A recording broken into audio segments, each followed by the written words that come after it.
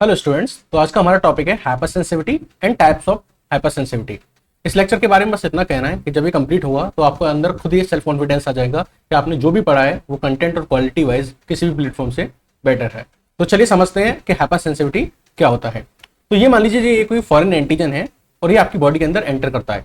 जब ये foreign antigen आपकी बॉडी के अंदर एंटर करता है तो आपकी जो बॉडी होती है वो इस फॉरेन एंटीजन के खिलाफ क्या जनरेट करती है, एक इम्यून रेस्पॉन्स जनरेट करती है। क्या जनरेट करती है? इम्यून रेस्पॉन्स जनरेट करती है, ताकि इस फॉरेन एंटीजन को क्या किया जाए, न्यूट्रलाइज किया जा सके। क्या किया जा सके? न्यूट्रलाइज किया जा सके। लेकिन अगर मान लीजिए ये जो इम्यून रेस्पॉन्स है ये क्या हो जाए, एक्सजरेटेड हो जाए। क्या हो जाए? एक्सजरेटेड हो जाए। और क्या हो जाए? इनएप्रोप्रिएट नेचर का हो जाए। तो जब ये इम्यून रेस्पॉन्स एक लिमिट से ज्यादा एक्सजरेट हो जाता है या इनएप्रोप्रिएट हो जाता है तो ये इस फॉरेन एंटीजन को तो न्यूट्रलाइज करता ही है, साथ ही ये करने लगता है हमारी बॉडी का जो टिश्यू है उसको भी डैमेज करने लगता है और हमारे अंदर डिसीज कॉज कर देता है। इसी को हम क्या बोलते हैं? हाइपर सेंसिटिविटी बोलते हैं। मैंने आपको क्या बताया, जब कोई फॉरेन एंटीजन आपकी बॉडी में एंटर करता है तो आपकी बॉडी उसके अगेंस्ट इम्यून रेस्पॉन्स जनरेट करती है ताकि उस फॉरेन एंटीजन को क्या किया जा सके, न्यूट्रलाइज किया जा सके। बट ये इम्यून रेस्पॉन्स अगर एक्सजरेट हो जाए, क्या हो जाए? एक्सजरेट हो जाए। और एक्सजरेट होके इस फॉरेन एंटीजन को तो डिस्ट्रॉय करता ही है, साथ ही साथ हमारे टिश्यू को भी डैमेज करने लग जाए और हमें डिसीज कॉज कर दे, तो इस कंडीशन को हम क्या बोलते हैं? हाइपर सेंसिटिविटी बोलते हैं। जब मैं हाइपर सेंसिटिविटी पढ़ रहा था तो मुझे थोड़ा कंफ्यूजन हो रहा था ऑटो इम्यून डिसऑर्डर के साथ। ऑटो इम्यून डिसऑर्डर में भी आपने यही पढ़ा था कि आपका इम्यून सिस्टम क्या करता है, आपके बॉडी टिश्यू के ऊपर अटैक करता है और उनको डैमेज करता है। यहां भी हमारा इम्यून सिस्टम हमारे टिश्यू को क्या कर रहा है? डैमेज कर रहा है। तो क्या दोनों सेम चीजें हैं या दोनों में डिफरेंस है, उसको हम समझते हैं। तो basically we are going to understand the difference between the hypersensitivity and auto immune disorder. क्या अंतर होता है समझिएगा ध्यान से। देखो, जो हाइपर सेंसिटिविटी होती है उसमें जो एंटीजन होता है वो क्या होता है? फॉरेन एंटीजन होता है। लेकिन ऑटो इम्यून डिसऑर्डर में क्या होता है कि जो हमारी बॉडी होती है वो हमारी बॉडी के सेल्फ एंटीजन, हमारी बॉडी के सेल्फ जो एंटीजन होते हैं उन पे अटैक करना स्टार्ट कर देती है इन the case of auto immune disorder. तो दोनों में पहला डिफरेंस समझ में आया। हाइपर सेंसिटिविटी के केस में जो इम्यून रेस्पॉन्स जनरेट होता है वो फॉरेन एंटीजन के अगेंस्ट जनरेट होता है, लेकिन ऑटो इम्यून डिसऑर्डर में जो इम्यून रेस्पॉन्स जनरेट होता है वो सेल्फ एंटीजन के अगेंस्ट जनरेट होता है। बात समझ में आ गई? इतनी बात समझ में आई? तो फॉरेन एंटीजन के केस में हाइपर सेंसिटिविटी और सेल्फ बॉडी एंटीजन के अगेंस्ट में अगर रेस्पॉन्स जनरेट हो जाए तो ऑटो इम्यून डिसऑर्डर। तो पहला डिफरेंस तो फॉरेन एंटीजन और सेल्फ एंटीजन का हो गया। Foreign antigen hyper sensitivity, self antigen auto immune disorder. दूसरी इंपॉर्टेंट बात समझने की जो आपको है वो ये है कि हाइपर सेंसिटिविटी में इम्यून रेस्पॉन्स जनरेट होना जरूरी था इस फॉरेन एंटीजन को न्यूट्रलाइज करने के लिए, लेकिन दिक्कत बस ये हो गई कि वो अनकंट्रोल्ड हो गया, वो एक्सजरेट हो गया। और एक्सजरेट हो गया तो उसने क्या कर दी? टिश्यू डैमेज कर दी और डिसीज कॉज कर दी। That is hyper sensitivity. लेकिन ऑटो इम्यून डिसऑर्डर के केस में इस इम्यून रेस्पॉन्स को जनरेट ही नहीं होना था, क्योंकि वो जिसके खिलाफ जनरेट हो रहा है वो हमारी बॉडी का पार्ट है, वो हमारा सेल्फ एंटीजन है। तो यहां इम्यून रेस्पॉन्स जनरेट होना था बट एक लिमिट में होना था, क्योंकि वो लिमिट क्रॉस कर रहा है इसलिए टिश्यू डैमेज हो रहा है, इसलिए इंजरी हो रही है। That is hyper sensitivity. लेकिन ऑटो इम्यून डिसऑर्डर के केस में तो इम्यून रेस्पॉन्स जनरेट ही नहीं होना था। इट इज बाय मिस्टेक हमारी बॉडी, हमारा जो इम्यून रेस्पॉन्स है वो हमारी एंटीजन के खिलाफ जनरेट हो रहा है और हमारी टिश्यू को डैमेज कर रहा है, क्रोनिक इन्फ्लेमेशन कर रहा है, जिसको बोलते हैं ऑटो इम्यून डिसऑर्डर। बात समझ में आई? दोनों में डिफरेंस समझ में आ गया between the hypersensitivity and auto immune disorder. Auto immune disorder के बारे में हम बहुत डिटेल में आगे चल के बात करेंगे। यहां मैं बस एक एग्जांपल दे दूं, दैट इज रूमेटॉइड अर्थराइटिस, जिसमें क्या होता है, सपोज करो ये हमारी बोन्स हैं और मान लीजिए जॉइंट्स हैं, ठीक है, ये बोन के जॉइंट्स हैं, ये एक ऊपर की बोन है, एक नीचे की बोन है, और यहाँ पे ये जॉइंट है, और इस जॉइंट को एक कवर अप दिया जाता है बाय अ मेम्ब्रेन, जिसको हम बोलते हैं साइनोवियल मेम्ब्रेन। ठीक है, तो ऑटो इम्यून डिसऑर्डर जिसका नाम है रूमेटॉइड अर्थराइटिस, इसमें क्या होता है कि जो हमारा इम्यून सिस्टम होता है वो इस साइनोवियल मेम्ब्रेन के खिलाफ क्या करने लगता है? एंटीबॉडी जनरेट करने लगता है, इस पे अटैक करना स्टार्ट कर देता है, जिसकी वजह से आपके जॉइंट्स में इन्फ्लेमेशन देखने को मिलता है, जिसको बोलते हैं रूमेटॉइड अर्थराइटिस। इतनी बात समझ में आ गई आपको? ऑटो इम्यून डिसऑर्डर के बारे में डिटेल में बाद में बात करेंगे। अब हम वापस लौट के जाते हैं अपने टॉपिक हाइपर सेंसिटिविटी पे। आपको समझ में आ गया दोनों में डिफरेंस क्या है, auto immune disorder and hyper sensitivity. अब हम बात करेंगे general features of hyper sensitivity disorders. तो पहली बात तो मैं आपको यही बतानी थी कि जो हाइपर सेंसिटिविटी है वो किसी बाहर से आने वाले एंटीजन के थ्रू भी एक्साइट की जा सकती है, यानी किसी एक्सोजेनस एनवायरमेंटल एंटीजन के थ्रू भी स्टार्ट की जा सकती है हाइपर सेंसिटिविटी। अब वो एनवायरमेंटल एंटीजन कोई माइक्रोब हो सकता है, कोई बैक्टीरिया, वायरस, फंजाई हो सकता है, या कोई नॉन माइक्रोबियल एजेंट हो सकता है, कोई डस्ट या पॉलन ग्रेन्स वगैरह हो सकते हैं। साथ ही साथ हाइपर सेंसिटिविटी हमारे जो सेल्फ एंटीजन है उनके द्वारा भी एलिसिट की जा सकती है, बट जब ये हमारे सेल्फ एंटीजन के द्वारा एलिसिट की जाती है तब इसको हाइपर सेंसिटिविटी ना कहकर हम क्या बोलते हैं, ऑटो इम्यून डिसऑर्डर्स बोलते हैं। ये मैंने आपको पहले ही बताया था। ठीक है, दूसरी बात, सर ये हाइपर सेंसिटिविटी होती क्यों है, हम क्यों हमारा टिश्यू डैमेज होता है? क्योंकि हमारी बॉडी में हर चीज का एक कंट्रोल सिस्टम है, हर चीज को कोई ना कोई कंट्रोल करता है। तो क्या यहां कंट्रोल सिस्टम नहीं था? तो यहां कंट्रोल सिस्टम था। हमारा जो इम्यून रेस्पॉन्स जनरेट होता है उसको कंट्रोल करने वाले कंट्रोल मैकेनिज्म भी होते हैं, और हमारे इम्यून रेस्पॉन्स को परफॉर्म करने वाले इफेक्टर मैकेनिज्म भी होते हैं। यानी परफॉर्म करने के लिए इफेक्टर मैकेनिज्म होते हैं, कंट्रोल करने के लिए कंट्रोल मैकेनिज्म होते हैं, और इन दोनों के बीच में एक बैलेंस बना रहता है। जब ये दोनों चीजें इम्बैलेंस हो जाती हैं, जब इफेक्टर मैकेनिज्म ज्यादा हाइपर एक्टिवेट हो जाता है और कंट्रोल मैकेनिज्म क्या होता है, इनएक्टिवेट होने लगता है, तो इन दोनों के बीच में एक डिस्टर्बेंस, एक इम्बैलेंस क्रिएट हो जाता है, जिसकी वजह से क्या होता है, एक एक्सैजरेटेड इम्यून रेस्पॉन्स आता है जो क्या करता है, हमारे टिश्यू वगैरह को डैमेज करता है। That cause hyper sensitivity. इतनी बात समझ में आ गई।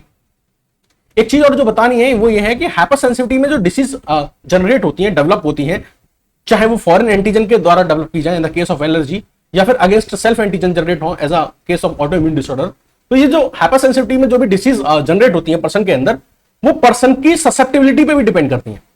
आप ऐसे समझिए कि दो लोग हैं, वो डस्ट में एंटर करते हैं, एक कमरा है, उसमें एक रूम है जिसमें डस्ट है, उसमें एंटर करते हैं। एक बंदा बहुत ही तेज छींकना स्टार्ट कर देता है, स्नीजिंग करना स्टार्ट कर देता है, एक बंदे को कोई असर नहीं पड़ता। It all depend upon the susceptibility of the person. पसंद में आ रही है? तो अब ये ससेप्टिबिलिटी के जीन कौन से होते हैं? तो HLA genes and many non HLA genes are the susceptibility genes, और पर्सन की ससेप्टिबिलिटी पे भी उसकी जो हाइपर सेंसिटिविटी रिएक्शंस जो होती हैं वो डिपेंड करती हैं कि वो उस डिसीज को डेवलप करेगा या नहीं करेगा। वो टॉलरेंस शो कर सकता है उस चीज के लिए या फिर नहीं टॉलरेंस शो कर सकता है।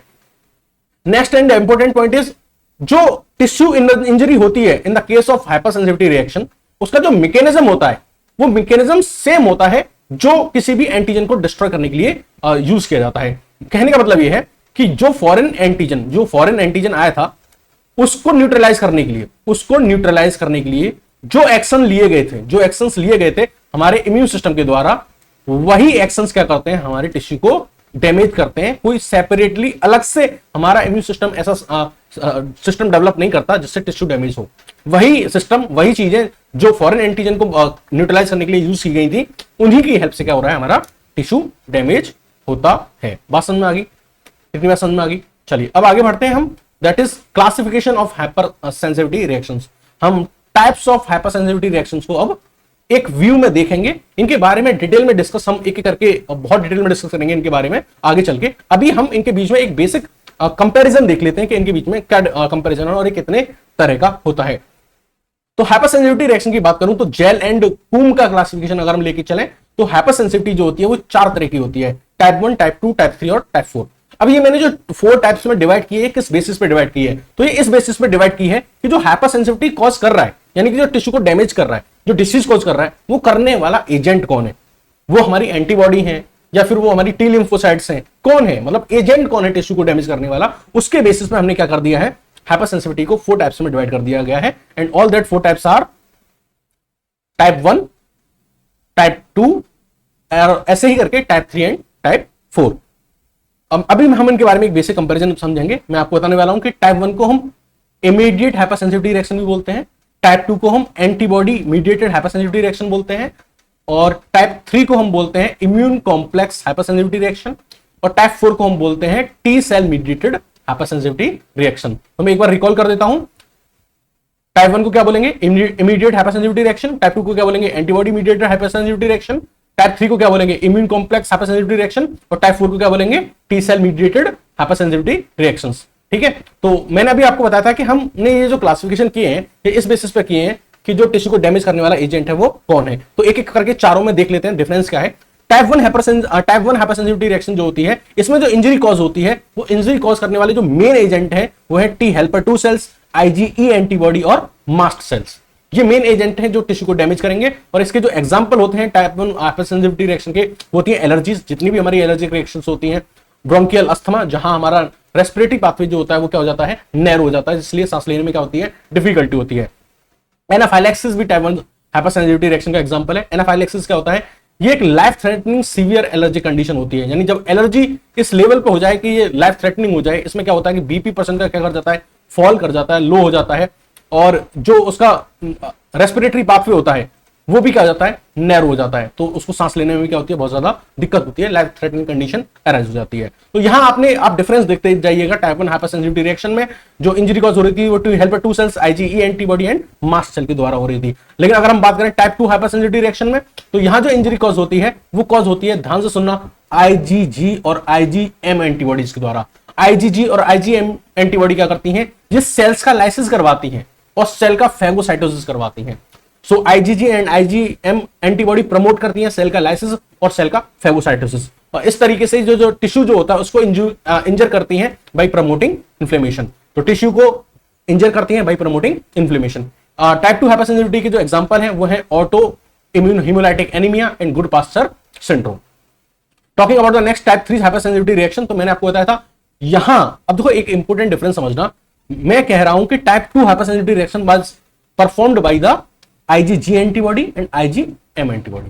तो यहां तो डिस्ट्रक्शन करने वाले कौन है, आईजीजी एंटीबॉडी और आईजीएम एंटीबॉडी। लेकिन इन the case of type 3 hypersensitivity reaction जो इंजरी कॉज हो रही है वो आईजीजी और आईजीएम एंटीबॉडी जब हमारी बॉडी में एंटर करने वाले एंटीजन के साथ बाइंड करके एक कॉम्प्लेक्स बनाएंगी, एंटीजन एंटीबॉडी कॉम्प्लेक्स बनाएंगी, वो कॉम्प्लेक्स क्या करता है, डिपॉजिट हो जाता है हमारे टिश्यू के अंदर और क्या करता है, इन्फ्लेमेशन करता है। दोनों में डिफरेंस समझ में आ गया।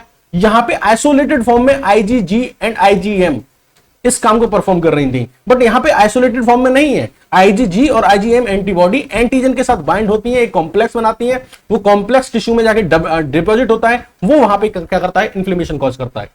तो दोनों में डिफरेंस आपको टाइप 2 और टाइप 3 में डिफरेंस समझ में आना चाहिए। इसलिए इसको एंटीबॉडी मीडिएटेड कहा गया था, इसको इम्यून कॉम्प्लेक्स मीडिएटेड कहा गया था। बात समझ आ गई, क्योंकि यहाँ पे इम्यून कॉम्प्लेक्स बन रहा है, एंटीजन एंटीबॉडी कॉम्प्लेक्स बन रहा है। इसके जो एग्जांपल है वो है एसएलई एंड ग्लोमेरुलोनेफ्राइटिस।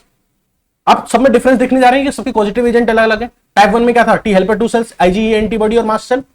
टाइप 1 में क्या था, T helper 2 cells IgE antibody and mast cells. Type 2 में क्या है, IgG and IgM antibody. Type 3 में क्या है, आईजीजी आईजीएम एंटीबॉडी का कॉम्प्लेक्स एंटीजन के साथ रिएक्ट करने के बाद। और टाइप 4 हाइपरसेंसिटिविटी रिएक्शन में जो इंजरी कॉज होगी वो होगी टी हेल्पर 1 सेल के साथ के द्वारा, T helper 17 and T killer cell के द्वारा। इसके जो एग्जांपल है वो है contact dermatitis, tuberculosis and multiple sclerosis.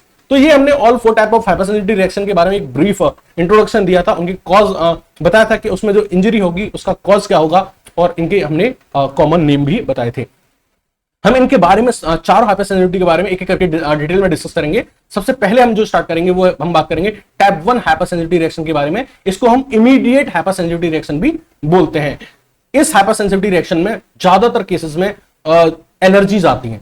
Most of the all the allergy come in the type 1 hypersensitivity reaction, इसलिए हम इसको एलर्जिक रिएक्शन भी क्या बोलते हैं, एलर्जिक रिएक्शन भी बोलते हैं। अब ये होता क्या है, तो इसमें क्या होता है कि एक सेंसिटाइज इंडिविजुअल होता है। क्या होता है, एक सेंसिटाइज इंडिविजुअल होता है। अब ये सेंसिटाइज इंडिविजुअल क्या होता है, तो ये मान लीजिए ये कोई एंटीजन है। क्या है, ये कोई एंटीजन है और ये किसी पर्सन के अंदर एंटर कर जाता है। इस पर्सन के अंदर एंटर किया, इस इंडिविजुअल के अंदर एंटर किया, तो ये पर्सन इस एंटीजन के लिए क्या हो गया, सेंसिटाइज हो गया। क्या हो गया, सेंसिटाइज हो गया। तो ये क्या, फर्स्ट एक्सपोजर, ठीक है। तो एक एंटीजन था, वो इस पर्सन के अंदर, इस इंडिविजुअल के अंदर पहली बार एंटर किया, फर्स्ट एक्सपोजर हुआ, तो हम कहेंगे कि ये पर्सन क्या हो गया, इस एंटीजन के लिए क्या हो गया, सेंसिटाइज हो गया। ठीक है। अब यही एंटीजन, ये सेम एंटीजन दोबारा सेकंड टाइम क्या करता है, एक्सपोज करता है इसी सेम पर्सन के अंदर। सेम एंटीजन दोबारा इस बॉडी के अंदर, इस पर्सन की बॉडी के अंदर जाता है। तो जब ये दूसरी बार इस इंसान की बॉडी के अंदर जाता है, तो ये इंसान क्या करता है, इस एंटीजन के खिलाफ अब एक डिटेक्टेबल रेस्पॉन्स जनरेट करता है। क्या करता है, एक डिटेक्टेबल रेस्पॉन्स जनरेट करता है, और वो रेस्पॉन्स जो होता है वो एक्सेसिव होता है, एक्सैजरेटेड होता है। तो हम इसको क्या बोलते हैं, हाइपरसेंसिटिविटी रिएक्शन बोलते हैं। आई रिपीट अगेन, एक पर्सन था, उसके अंदर कोई एंटीजन फर्स्ट टाइम एंटर किया, तो उस पर्सन ने कोई बहुत ज्यादा हैवी रिएक्शंस नहीं दिखाए, लेकिन हमने ये कहा कि ये पर्सन जो है इस एंटीजन के लिए क्या हो गया है, सेंसिटाइज हो गया। जब ये सेम एंटीजन दोबारा सेकंड टाइम उसकी बॉडी में क्या करता है, रीएक्सपोज करता है, तो क्या होता है, ये पर्सन जो होता है ये इस एंटीजन के खिलाफ इस बार क्या करता है, एक एक्सेसिव, एक एक्सैजरेटेड इम्यून रेस्पॉन्स जनरेट करता है, और जिसकी वजह से हमारी खुद की बॉडी के टिश्यू डैमेज होते हैं, तो उसको हम क्या बोलते हैं, हाइपरसेंसिटिविटी रिएक्शन बोलते हैं। लेकिन this is called type 1 hypersensitivity reaction. अब ये इस इंडिविजुअल ने ये जो एक्सैजरेटेड इम्यून रेस्पॉन्स शो किया था सेकंड एक्सपोजर पे, ये क्यों किया था, वो इसलिए किया था क्योंकि ये जो एंटीजन है दिस टाइम ये जो एंटीजन है ये क्या है, ये जो एंटीजन है ये बॉडी की जो मास्ट सेल होती है, हमारी बॉडी के अंदर जो मास्ट सेल होती है उन मास्ट सेल के ऊपर आईजीई एंटीबॉडी होती है। उन आईजीई एंटीबॉडी से जाके ये जो एंटीजन है ये क्या कर जाता है, बाइंड कर जाता है, जिसकी वजह से हमारी बॉडी के अंदर हाइपर सेंसिटिविटी रिएक्शन जो होती है वो ट्रिगर होती है और हमारे टिश्यू में डैमेज स्टार्ट होता है। तो मैंने आपको बताया कि ये कैसे ट्रिगर होगा। ये जो सेकंड टाइम एक्सपोजर पे इसने एक हैवी इम्यून रेस्पॉन्स जनरेट किया था, वो क्यों किया था, क्योंकि जो एंटीजन था इस बार वो हमारी मास्ट सेल के ऊपर जो आईजीई एंटीबॉडी होती हैं उन आईजीई एंटीबॉडी से जाके ये जो हमारा एंटीजन जो होता है बाइंड हो जाता है, जिसकी वजह से क्या होता है, एक ट्रिगर्ड एक इम्यून रेस्पॉन्स जनरेट होता है। चलिए बात करते हैं टाइप 1 हाइपरसेंसिटिविटी रिएक्शन के बारे में। तो ये दो फेज में अकर होता है, एक फेज को हम बोलते हैं इमीडिएट रिएक्शन और एक हम फेज को हम बोलते हैं long phase reaction. Immediate reaction मतलब पहला फेज होता है और ये जो होता है ये क्या होता है, सेकंड फेज होता है या फिर ये लेटर फेज होता है। तो जब कोई एंटीजन आपकी बॉडी के अंदर एंटर करता है तो इनिशियल फेज में विद इन मिनट्स आपकी बॉडी जो होती है उसके खिलाफ कुछ रिएक्शन शो करना स्टार्ट कर देती है। लाइक आपको स्नीजिंग छींक आने लगेंगी, या मान लीजिए आपकी बॉडी में इचिंग होना स्टार्ट हो जाएगी, या मान लीजिए आपके टीयर्स आने लगेंगे।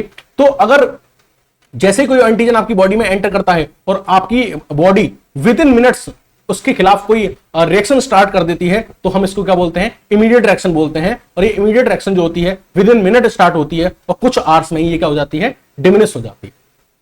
इसमें आपको क्या देखने को मिल सकता है, इसमें आपको वैसोडाइलेशन देखने को मिल सकता है, वेस्कुलर लीकेज इडेमा देखने को मिल सकता है, स्मूथ मसल में स्पाज्म देखने को मिल सकता है, ग्लैंडुलर सेक्रेशन देखने को मिल सकते हैं। मान लीजिए किसी चीज से आपको एलर्जी है, उसकी वजह से आपकी आंखों में वाटर आने लगता है, तो वो वाटर क्यों आया, टीयर ग्लैंड के सेक्रेशन की वजह से टीयर ग्लैंड क्या हो गए, एक्टिवेट हो गए। इसकी कैरेक्टरिस्टिक ये हो सकती है कि आपको बॉडी में इचिंग होने लग सकती है, या फिर आपको हाइव्स या अर्टिकेरिया पित्ती जिसको हम बोलते हैं वो आपकी बॉडी पे दिख सकती है। तो मोस्ट ऑफ केसेस में तो हमको यही देखने को मिलता है कि विद इन मिनट स्टार्ट हुआ और विद इन फ्यू आवर्स खत्म हो गया, सेटल डाउन हो गया मामला, बॉडी ने सब चीज नॉर्मल कर ली।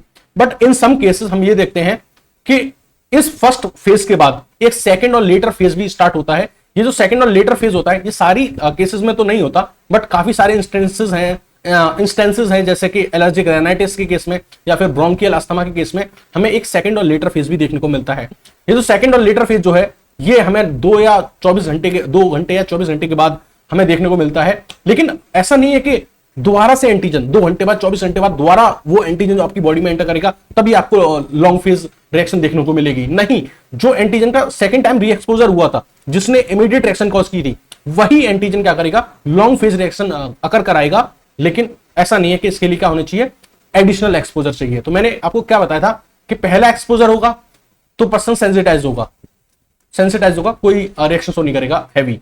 सेकंड टाइम एक्सपोजर हुआ सेम एंटीजन का तो इस बार उसने क्या शो की, हाइपरसेंसिटिविटी रिएक्शन शो की। अब इसके भी 2 फेज हो गए, एक तो इमीडिएट रिएक्शन जो विद इन मिनट से स्टार्ट होगा और विद इन आवर्स सबसाइड हो जाएगा, और इसका जो दूसरा फेज है वो है लॉन्ग फेज रिएक्शन। क्या है, लॉन्ग फेज रिएक्शन। तो लॉन्ग फेज रिएक्शन इस सेकंड एक्सपोजर से ही अकर होता है। ऐसा नहीं है कि इसके लिए थर्ड टाइम एंटीजन की क्या होगी, एंट्री की जरूरत होगी, बट ये थोड़ा डिलेड होता है तो इसलिए हम इसको डिलेड फेज भी बोलते हैं। क्या बोलते हैं, डिलेड फेज भी बोलते हैं। तो इसके लिए एडिशनल एंट्री की जरूरत नहीं है किसी भी एंटीजन की। इसके बारे में पता कैसे चलेगा, इसकी कैरेक्टरिस्टिक क्या होंगी, तो जहां पे हाइपरसेंसिटिविटी हो रही होगी जिस टिश्यू के अंदर, वहां आपको जो आपकी ब्लड सेल्स हैं उनका इन्फिल्ट्रेशन देखने को मिलेगा, WBCs का, like eosinophil, neutrophil, basophil, monocytes, T helper cells, इनका इन्फिल्ट्रेशन आपको देखने को मिलेगा जहां एंटीजन प्रेजेंट है, जहां वो हाइपरसेंसिटिविटी रिएक्शन अकर कर रहा है। साथ ही साथ ये जब आपकी जो WBCs हैं ये वहां पे इन्फिल्ट्रेशन शो करेंगी उस टिश्यू के अंदर, तो उस टिश्यू के अंदर डिस्ट्रक्शन आपको देखने को मिलेगा। और ये डिस्ट्रक्शन आपको किस फॉर्म में देखने को मिलेगा, in the form of mucosal epithelium cell damage. इस चीज को आप यहाँ इस ग्राफ से देख सकते हैं जो कि रॉबिन्स बुक में दिया गया है। जब एलर्जन का एक्सपोजर होता है तो जो इमीडिएट रिएक्शन आता है वो क्या आता है, विद इन मिनट्स आता है, थोड़े से टाइम में ही आ जाता है, विद इन मिनट्स आ जाता है और एक हैवी मतलब एक हाई रेस्पॉन्स शो करता है। लेकिन जब उसके कुछ टाइम बाद क्या आता है, सेकंड रिएक्शन आता है, लेट फेज रिएक्शन आता है। ये आता लेट है लेकिन ये परसिस्ट करता है फिर फ्यू डेज के लिए, ठीक है, फ्यू डेज के लिए क्या करता है, परसिस्ट करता है। बात समझ में आ गई, इतनी बात समझ में आ गई आपको। चलिए अब हम समझते हैं mechanism of type 1 hypersensitivity reaction. इस मैकेनिज्म के बारे में हम बहुत डिटेल में डिस्कस करेंगे, इसलिए आप थोड़ा कंसंट्रेट होकर पढ़िएगा। तो मैंने आपको क्या बताया था कि टाइप 1 हाइपर सेंसिटिविटी रिएक्शन कैसे ट्रिगर होती है। तो मैंने आपको बताया था कि जो हमारी बॉडी में मास्ट सेल्स होती हैं, इन मास्ट सेल्स के ऊपर आईजीई एंटीबॉडी होती है, और इस आईजीई एंटीबॉडी से जब ये सेकंड टाइम एक्सपोजर वाला फॉरेन एंटीजन जाके बाइंड होता है, तो ये जो मास्ट सेल्स हैं ये एक्टिवेट हो जाती हैं, और ये एक्टिवेट होकर बेसिकली साइटोकाइंस रिलीज करती हैं। और ये साइटोकाइंस क्या करते हैं, जो हमारी टी हेल्पर सेल्स हैं, टी हेल्पर 2 सेल्स हैं, उनके रेस्पॉन्स को एक्सलरेट कर देती हैं, जिसकी वजह से क्या होता है, टिश्यू डैमेज होता है। तो अगर आपसे कोई पूछे कि टाइप 1 हाइपरसेंसिटिविटी रिएक्शन ट्रिगर कैसे होती है, तो ट्रिगर का रीजन तो ये है कि जो आपका एंटीजन है वो मास्ट सेल के सरफेस पे जो आईजीई एंटीबॉडी है उनसे जाके बाइंड हो जाएगा। लेकिन आपसे कोई पूछे कि इसमें टिश्यू डैमेज कौन कराएगा, इसमें टिश्यू डैमेज का मेन रोल किसका होता है, तो इसमें टिश्यू डैमेज का जो मेन रोल होता है वो टी हेल्पर 2 सेल्स के एक्सेसिव इम्यून रिस्पॉन्स की वजह से होता है। वो क्या करता है, आईजीई एंटीबॉडी का प्रोडक्शन करा के इन्फ्लेमेशन कॉज कराता है, टिश्यू डैमेज कराता है। इस चीज को और डिटेल में हम अब आगे जाके समझेंगे। तो देखिए, ये कोई एंटीजन था, ये इस बार पहली बार आपकी बॉडी के अंदर एंटर किया है। कोई भी एंटीजन है या एलर्जन है, ये आपकी बॉडी के अंदर पहली बार एंटर किया है। तो जब वो एंटर करता है आपकी बॉडी में, तो आपकी बॉडी में एंटीजन प्रेजेंटिंग सेल्स होती हैं, जैसे कि डेंड्राइटिक सेल जो आपके एपिथेलियम में प्रेजेंट होती हैं। इन एंटीजन प्रेजेंटिंग सेल के पास एक मॉलिक्यूल होते हैं जिनको हम बोलते हैं MSC1 मॉलिक्यूल। वो MSC1 मॉलिक्यूल क्या करते हैं, जो एंटीजन हमारी बॉडी में एंटर किया है उसको आइडेंटिफाई करते हैं और अपने साथ बाइंड कर लेते हैं। बाइंड करके इस एंटीजन को ये ले जाते हैं हमारी बॉडी की टी सेल्स के पास। तो जो टी सेल जिनके पास ये ले जाते हैं वो होती है नेव टी सेल्स। नेव टी सेल्स वो टी लिम्फोसाइट्स होती हैं जिनका इंटरेक्शन कभी भी इस एंटीजन से पहले नहीं हुआ है। तो ये नेव टी सेल्स जो होती हैं वो TCR कॉम्प्लेक्स की हेल्प से इस एंटीजन को क्या कर लेती हैं, पहचान लेती हैं, और क्या करती हैं, रिलीज करती हैं इंटरल्यूकिन 2R। ये जो इंटरल्यूकिन 2R होता है ये क्या करता है, टी लिम्फोसाइट्स में डिफरेंशिएशन कराता है, और टी लिम्फोसाइट्स में डिफरेंशिएट होके डेवलप होती हैं टी हेल्पर 2 सेल्स। वैसे तो डिफरेंशिएट होके कई सारी सेल्स बनती हैं। जब टी सेल में डिफरेंशिएशन होता है तो बनती है टी मेमोरी सेल्स और T helper cell, T killer और T suppressor cell. T helper cell के भी फर्दर कई टाइप्स होते हैं, like T1, T2 and T17। But यहां इस केस में नेव टी सेल्स रिलीज करेंगी इंटरल्यूकिन 2R और डिफरेंशिएट हो जाएंगी किसमें, टी हेल्पर 2 सेल्स में। टी हेल्पर 2 सेल्स जो होंगी वो रिलीज करेंगी इंटरल्यूकिन 13, इंटरल्यूकिन 5 और इंटरल्यूकिन 4। यहां जो इंटरल्यूकिन 13 होगा वो क्या कर देगा, म्यूकस का प्रोडक्शन बढ़ा देगा एपिथेलियम में। तो जिस एपिथेलियम पे आके एंटीजन रुका है उस एपिथेलियम में म्यूकस का प्रोडक्शन बढ़ा देगा, ताकि ये जो एंटीजन है ये कहीं और जाके स्प्रेड आउट ना हो, इसको वहीं ट्रैप कर लिया जाए। साथ ही साथ इंटरल्यूकिन 5 जो रिलीज होता है वो क्या करता है, जहां पे एंटीजन प्रेजेंट है वहां पे इजनोफिल का रिक्वायरमेंट कराता है, और इजनोफिल को क्या करता है, एक्टिवेट कराता है। इजनोफिल का बहुत बड़ा रोल रहेगा टिश्यू डैमेज में। तो इस पॉइंट को हम दोबारा डिस्कस करेंगे, आप इसको याद रखिएगा। मैंने आपको बताया था कि जो टी हेल्पर 2 सेल्स होती हैं वो इंटरल्यूकिन 5 रिलीज करती हैं, वो इजनोफिल का रिक्वायरमेंट और एक्टिवेशन कराते हैं at the side of antigen. ठीक है, अब वापस आते हैं इंटरल्यूकिन 4 के पास। तो इंटरल्यूकिन 4 क्या करता है, इंटरल्यूकिन 4 जो होता है वो आइसोटाइपिक स्विचिंग कराता है। क्या कराता है, आइसोटाइपिक स्विचिंग कराता है। वो हमारी जो बी लिम्फोसाइट्स होती हैं उनको एक्टिवेट करके, उनको आइसोटाइपिक स्विचिंग करा के उनसे आईजीई एंटीबॉडी का प्रोडक्शन कराता है। ठीक है, तो एक बार जल्दी से रिपीट कर देते हैं। हमने क्या बताया, एक एंटीजन फर्स्ट टाइम आपकी बॉडी के अंदर एंटर किया, उसको एंटीजन प्रेजेंटिंग सेल ने उठाया और उठा के किसके पास ले गए, नेव टी सेल के पास। नेव टी सेल ने इनको रिकॉग्नाइज किया TCR कॉम्प्लेक्स की हेल्प से और रिलीज किया इंटरल्यूकिन 2R। इंटरल्यूकिन 2R ने क्या किया, टी सेल्स में डिफरेंशिएट कराया और डेवलप की T helper 2 cells. T helper 2 cells ने रिलीज किया इंटरल्यूकिन 13 जो म्यूकस प्रोडक्शन कराता है, इंटरल्यूकिन 5 जो इजनोफिल का रिक्वायरमेंट कराता है, और इंटरल्यूकिन 4। इंटरल्यूकिन 4 ने क्या किया, बी लिम्फोसाइट के पास जाके उनकी आइसोटाइपिक स्विचिंग कराई और उनसे आईजीई एंटीबॉडी का प्रोडक्शन कराया। क्या कराया, आईजीई एंटीबॉडी का प्रोडक्शन कराया।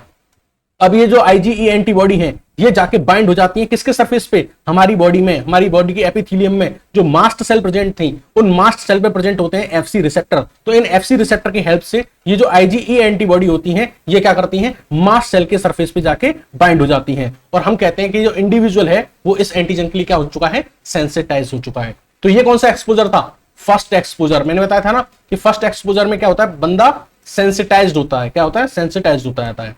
तो यहाँ पे इस मास्ट सेल पे ये जो आईजीई एंटीबॉडी जो थी वो जाके बाइंड होगी और पर्सन क्या हो गया है, सेंसिटाइज्ड हो गया है। अब क्या होगा, री एक्सपोजर होगा। क्या होगा, वही सेम एंटीजन का जब री एक्सपोजर होता है तो री एक्सपोजर के टाइम पे जो एंटीजन था इस बार आके बाइंड होता है इन मास्ट सेल के बीच में। इन मास्ट सेल पे जो आईजीई एंटीबॉडी है ना, इनके बीच में जाके बाइंड हो जाता है, और जब ये एंटीजन री एक्सपोजर यानी दोबारा आने पर इन मास्ट सेल पे जो आईजीई एंटीबॉडी है जब इनके बीच में जाके बाइंड हो जाता है तो मास्ट सेल आपकी क्या हो जाती हैं, एक्टिवेट हो जाती हैं, और वो रिलीज करती हैं कुछ मेडिकल मेडिएटर्स, कुछ केमिकल मेडिएटर्स। ठीक है, और ये मेडिएटर्स क्या कराते हैं, इमीडिएट हाइपरसेंसिटिविटी रिएक्शन कराते हैं और लेट फेज रिएक्शन कराते हैं। कलेक्टिवली बोलूं तो क्या कराते हैं, हाइपर सेंसिटिविटी टाइप 1 कराते हैं। क्या कराते हैं? टाइप 1 रिएक्शन अकर कराते हैं। तो क्या हुआ, ये जो एंटीजन दोबारा आके यहां पे बाइंड हुआ तो क्या हुआ, मास्ट सेल एक्टिवेट हुई, उन्होंने रिलीज किए मेडिएटर्स। जो मेडिएटर्स होते हैं वो कई तरीके के होते हैं, वो ग्रेन्यूल कंटेंट की फॉर्म में हो सकते हैं और लिपिड मेडिएटर हो सकते हैं। तो अगर ये ग्रेन्यूल कंटेंट है और लिपिड मेडिएटर्स हैं तो ये तो कराएंगे इमीडिएट हाइपोसेंसिटिव रिएक्शंस। लेकिन अगर मास्ट सेल से साइटोकाइंस रिलीज हो रहे हैं तो ये क्या कराएंगे, लेट फेज रिएक्शन कराएंगे। और जो टिश्यू डैमेज होता है ना, टिश्यू डैमेज जो होता है वो इस लेट फेज रिएक्शन में ही होता है by the help of cytokines. ठीक है, इमीडिएट हाइपोसेंसिटिव रिएक्शन में तो आपको नॉर्मल सिम्टम देखने को मिलेंगे, लाइक इचिंग हुआ, टीयर सिक्रेशन हुआ, एडिमा हुआ, हाइव्स या पित्ती उछलना ये हुआ। लेकिन जो टिश्यू डैमेज होगा वो क्या होगा, लेट रिएक्शन में होगा। तो मैंने आपको बताया था कि मेडिएटर्स रिलीज होते हैं, वो ग्रेन्यूल कंटेंट की फॉर्म में हो सकते हैं या फिर लिपिड मेडिएटर्स हो सकते हैं जो इमीडिएट हाइपोसेंसिटिव रिएक्शन 1 कराएंगे। ग्रेन्यूल कंटेंट में ये वैसो एक्टिव अमाइंस हो सकती हैं लाइक हिस्टामिन, ये प्रोटियोग्लाइकेंस हो सकते हैं like heparin and chondroitin sulphate, ये एंजाइम्स हो सकते हैं लाइक काइमेज और ट्रिप्टेज। ठीक है, और साइटोकाइंस सॉरी यहां पे बात करते हैं लिपिड मेडिएटर हो सकते हैं। In the lipid mediators they are basically arachidonic acid derivatives. तो ये क्या करेंगे, इमीडिएट हाइपोसेंसिटिव रिएक्शन कराएंगे, साइटोकाइंस क्या कराएंगे, लेट फेज रिएक्शन कराएंगे। इनके बारे में, दोनों के बारे में डिटेल में डिस्कस करते हैं एक एक करके। तो सबसे पहले हम बात करते हैं इमीडिएट हाइपोसेंसिटिव रिएक्शन के बारे में। इमीडिएट हाइपोसेंसिटिव रिएक्शन के बारे में अब तक की जो भी हमने कहानी पढ़ी है ना, वो रॉबिन्स के इस डायग्राम में है। एंटीजन का एक्सपोजर होना, डेंड्राइटिक सेल से बाइंड होना, न्यू टी सेल के पास जाना, उसका डिफरेंशिएट होकर टी हेल्पर 2 सेल बनाना, उसका इंटरल्यूकिन 5, 4 और 13 रिलीज करना। ठीक है, मास्ट सेल का एक्टिवेट होना सेकंड एक्सपोजर पे, granule content lipid mediators release होना जो क्या करेंगे, इमीडिएट हाइपोसेंसिटिव रिएक्शन, साइटोकाइंस का रिलीज होना वो क्या करेंगे, लेट फेज रिएक्शन। तो अब तक जो हमने पढ़ा है वो रॉबिन्स का ये डायग्राम में समराइज्ड है, आप देख के पढ़ लीजिएगा। मैं अब आपको क्या समझाने जा रहा हूं कि कैसे ये इमीडिएट हाइपोसेंसिटिव रिएक्शन होती है, ठीक है, और इसके क्या इंपैक्ट होते हैं, क्या सिम्टम्स होते हैं, और कैसे ये लेट फेज रिएक्शन होती है by the help of cytokines, और इसके क्या सिम्टम्स और रिएक्शंस होते हैं। तो पहले बात करते हैं इमीडिएट हाइपोसेंसिटिव रिएक्शन के साथ। मैंने आपको बताया था कि इमीडिएट हाइपोसेंसिटिव रिएक्शन किसकी वजह से होगी, ग्रेन्युलर कंटेंट की वजह से और लिपिड मेडिएटर की वजह से। ग्रेन्युलर कंटेंट में इसमें क्या हो सकता है, वैसोएक्टिव अमाइंस होते हैं लाइक हिस्टामिन। हिस्टामिन क्या करेगा, स्मूथ मसल का कॉन्ट्रैक्शन कराएगा, वस्कुलर परमिटिविटी इंक्रीज करेगा, वस्कुलर रिलीज होगा, इसमें जो ब्लड वेजल्स का कंटेंट होगा वो बाहर निकल के आ जाएगा, इडिमा कॉज करेगा, साथ ही साथ स्टिमुलेट करता है म्यूकस को प्रोडक्शन को। आपको एक इंपॉर्टेंट बात याद रखनी है कि जो हिस्टामिन होता है ये ब्लड में तो वैसोडाइलेटर होता है, लेकिन लंग्स में ये किसकी तरह काम करता है, ब्रोंको कॉन्स्ट्रिक्शन की तरह काम करता है। यानी एक जगह डायलेशन करा रहा है, एक जगह कॉन्स्ट्रिक्शन करा रहा है। ब्लड में है तो ब्लड वेजल्स का डायलेशन कराएगा, लंग्स में है तो जो आपकी ब्रोंकाई होती है उनका कॉन्स्ट्रिक्शन कराएगा। तो आपको यहाँ ये सिम्टम देखने को मिलेंगे। और ग्रेन्युलर कंटेंट में एंजाइम्स भी होते हैं लाइक काइमेज और ट्रिप्टेज। आपको ये ध्यान रखना है कि अगर किसी पर्सन को एलर्जी है तो उसको हम कैसे टेस्ट करते हैं, तो हम उसमें दो चीजें देखते हैं। एक तो उसके अंदर इजोनोफिल का काउंट बढ़ा हुआ होगा, मैंने आपको बताया था पीछे कि इंटरल्यूकिन जो 5 होता है, इंटरल्यूकिन 5 जो रिलीज होता है by the T helper 2 cells, वो इजोनोफिल का क्या कराता है, रिक्रूटमेंट कराता है, एक्टिवेशन कराता है। तो जिस पर्सन के अंदर एलर्जी है, क्या है, एलर्जी है या हाइपरसेंसिटिव रिएक्शन 1 है, उसके अंदर एक तो इजोनोफिल का काउंट बड़ा होगा, इजोनोफिल का काउंट क्या होगा, बड़ा होगा। दूसरा, उसकी बॉडी में जो ये एंजाइम है सीरम ट्रिप्टेज, इसका भी लेवल क्या होगा, इंक्रीज्ड आपको मिलेगा। ये एंजाइम क्या कराता है, टिश्यू डैमेज कराता है। क्या कराता है, टिश्यू डैमेज कराता है। तो आपको यहाँ सिम्टम्स दिख रहे हैं, आपको यहाँ स्मूथ मसल कॉन्ट्रैक्शन दिख रही है, इडिमा दिख रहा है, टिश्यू डैमेज दिख रहा है कि नहीं दिख रहा है। चलो, इसके अलावा कुछ प्रोटियोलाइकेंस भी रिलीज होते हैं in the granule content like heparin and chondroitin sulphates. ये क्या कराते हैं, इन वैसोएक्टिव अमाइंस का, इन वैसोएक्टिव अमाइंस का पैकेज और स्टोर कराते हैं in the form of granules. तो ये तो हमने ग्रेन्युल कंटेंट के बारे में बात करी। अब हम बात करेंगे लिपिड मेडिएटर्स के बारे में। तो जो लिपिड मेडिएटर्स होते हैं वो आर्गेनिक एसिड के डेरिवेटिव्स होते हैं। बेसिकली ये कहां से रिलीज होते हैं, प्लाज्मा मेम्ब्रेन से रिलीज होते हैं। इनके कई टाइप्स होते हैं लाइक प्लेटलेट एक्टिवेटिंग फैक्टर, जिसका बहुत बड़ा रोल नहीं होता हाइपरसेंसिटिव 1 रिएक्शन में, बस थोड़ा सा ये ब्रोंको कंस्ट्रक्शन की में पार्टिसिपेट करता है। इसके अलावा प्रोस्टाग्लैंडिन D2 रिलीज होता है, वो कराता है bronchospasm and increase mucus secretion. इसके अलावा ल्यूकोट्रिन्स रिलीज होते हैं in the form of lipid mediators. ये दो तरह के होते हैं, B4 and C4 and D4। B4 जो होता है वो क्या कराता है, कीमोटैक्टिक मूवमेंट कराता है किसकी, हमारी WBCs की, खासकर इजोनोफिल्स की, न्यूट्रोफिल्स की एंड मोनोसाइट्स की। और हमारे C4 एंड D4 क्या होते हैं, वैसोएक्टिव एजेंट की तरह वर्क करते हैं, यानी क्या कराते हैं, वैसो कॉन्स्ट्रिक्शन कराते हैं एंड स्पाज्मोजेनिक होते हैं, यानी स्मूथ मसल में क्या कराते हैं, स्पाज्म कराते हैं। यहाँ आपको इंपॉर्टेंट बात जो याद रखनी है वो ये है कि जो हिस्टामिन है, जो कि ये था, और आपके प्रोस्टाग्लैंडिन है, ल्यूकोट्रिन्स हैं और प्लेटलेट एक्टिवेटिंग फैक्टर हैं, ये क्या कराते हैं, ब्रोंको कॉन्स्ट्रिक्शन कराते हैं, जिसकी वजह से पर्सन को सांस लेने में दिक्कत होती है, डिफिकल्टी इन ब्रीथिंग होती है। तो ये तो मैंने आपको बताया कि कैसे ये जो आपके ग्रेनुल कंटेंट लिपिड मेडिएटर्स थे, इनसे कैसे इमीडिएट हाइपरसेंसिटिविटी रिएक्शन अकर हुई और उसके क्या क्या सिम्टम्स रहे थे। अब हम बात करेंगे साइटोकाइन से कैसे लेट फेज रिएक्शन होती है और कैसे एक बड़े लेवल पे टिश्यू डैमेज होता है। तो मैंने आपको बताया था कि जो लेट फेज रिएक्शन है या डिलेड फेज है, ये किसके द्वारा होता है? साइटोकाइंस के द्वारा होता है, जो मास्ट सेल के द्वारा रिलीज किए जाते हैं। और ये मेजर कॉज होते हैं किसका?